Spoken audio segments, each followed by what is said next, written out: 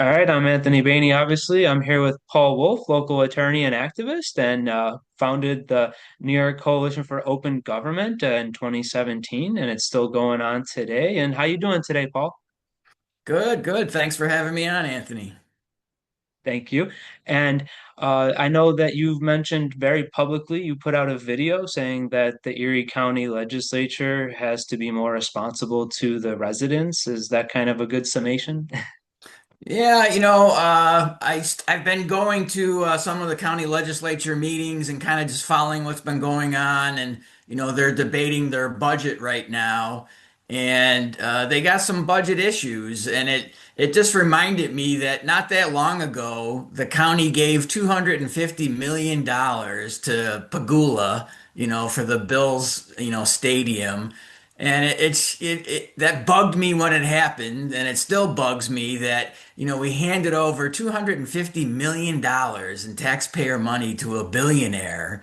And, the harm that's caused. I mean, that's affecting this budget now. It's going to affect budgets for the next few years.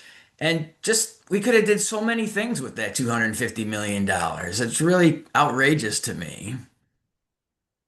Yeah, I agree 1,000%. I know you had mentioned, there's some specific services that $250 million could have went to. I mean, especially you had mentioned daycare. That's extremely important right now.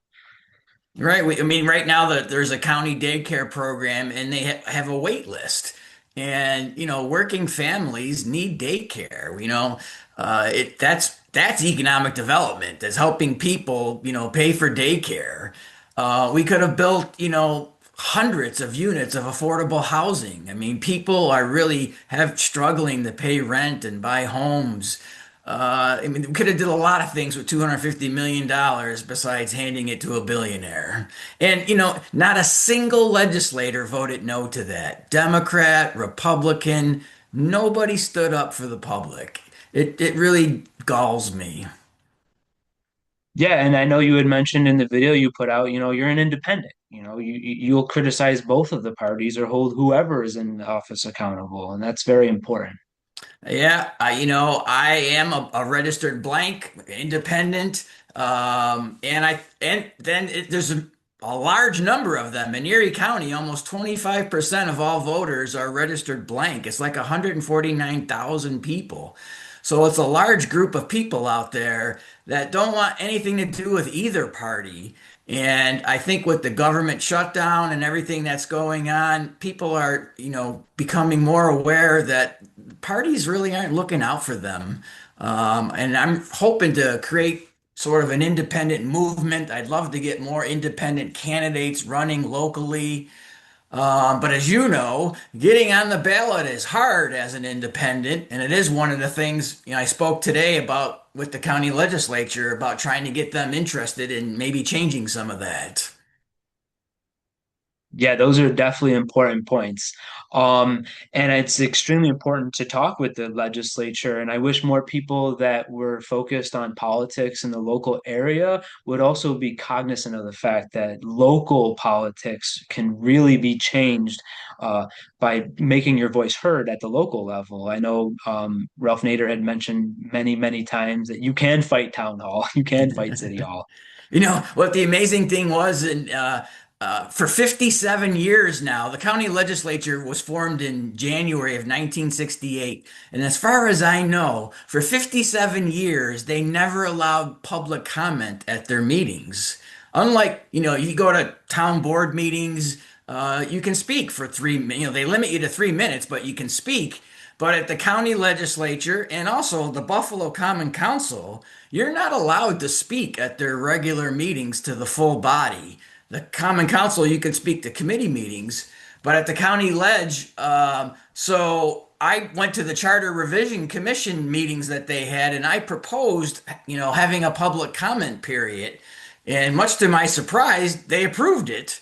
So now public comments are allowed at county legislature meetings. Now they meet, unfortunately, 11:30 in the morning, which is not convenient to many people.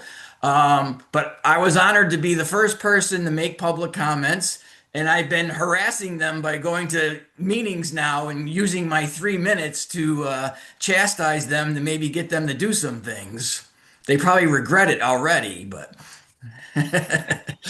Well, thank you for your work because it's very important for people, even if they feel that it's at 11:30 in the morning, if they have a really big concern that they really want to get out, they might be able to afford the time in their schedule to do it. So it's important that you opened up that opportunity for people. Um, Now, have you been able to reach out to any of the local media about any of these initiatives and to try to get people more involved with going to the county legislature at all?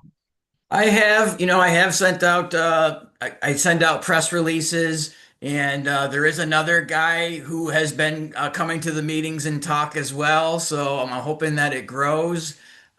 Today, I sent them a letter.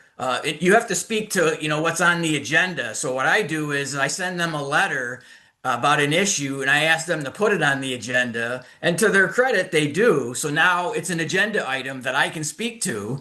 Um, so I went today, and as you know, if you run for local office as a Democrat or a Republican, you need 500 signatures to get on the ballot. Not easy if you run as a non-party Democrat or Republican, but it's doable. But incumbents have party bosses, they have patronage employees. But if you run as an independent, you have to get 1,500 signatures. And that is not easy, especially if you don't have patronage employees to call upon or a party boss pulling strings for you. And it's just amazing to me that the rules are different. So the county legislature has the ability to change that. The state election law sets the maximum number of signatures required at 1,500, but it can be lower. So I said to them, if it's 500 for Democrats and Republicans, it should be 500 for everyone. That's democracy. The fact that, half of the legislators did not have an opponent is not healthy for democracy. Democracy is encouraging people to run for office, and the rules should be same for everyone. Now, I don't know if they have any interest in doing it, but I'm going to follow up and see if I can get somebody to introduce a local law to do that. Yeah, I think it's a very great initiative, and I think that it should be something that they at least take a vote on, even if they don't pass it, so that we can see who stands for, the true meaning of a republic, to have our representatives to be elected for us to have our concerns. And if we're paying taxes, then we should have representation as well. And I said Um, to them, you might not like having an opponent, but this is bigger than you. This is about democracy. This is about having a debate. We should, every election should be a debate about issues in each community. And if we don't have opposition, we don't have that. It just doesn't occur. I'm all, we hear a lot of talk about concerns about democracy at the national level, and I share those concerns, but there's a lot of issues at the local level that should be looked at as well.